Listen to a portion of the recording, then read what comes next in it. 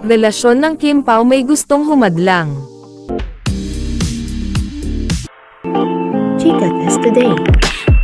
Dahil sa fake news na kumalat, na si Rin daw ang secret girlfriend ni Paulo, hayon nga at inatake na ng Kim Pao fans ang aktres, na hindi man lang inaalam kung totoo ba.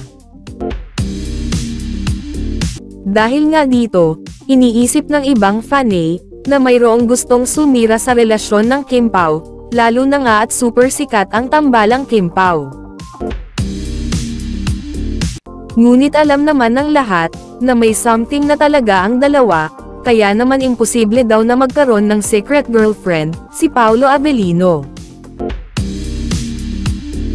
Lalo na nga at kahit saan ay palaging magkasama si Paolo at kanyang Chanita Princess, kung iisipin hindi nila kailangan lagi magkasama kung para lang sa mga projects nila, ngunit ginagawa pa rin nila.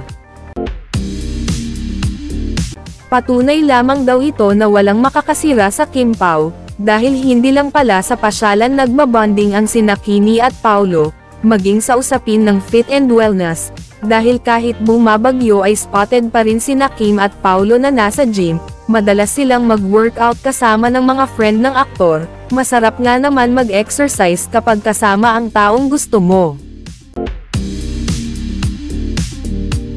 Komento pa ng ilang netizens. Baha ka lang, nagmamahalan ang Kim Pao, walang ulan-ulan basta magkasama ang dalawa.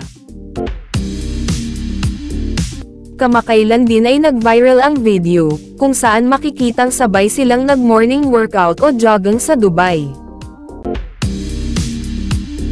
Natutuwa ang Kim Pao fans, sapagkat sabay nilang ginagawa, yung parehas nilang gusto. Ito daw ay sampal sa mga nagpapaiyak kay Kimi, at sa mga bashers, na nagsasabing magkatrabaho lang daw ang dalawa.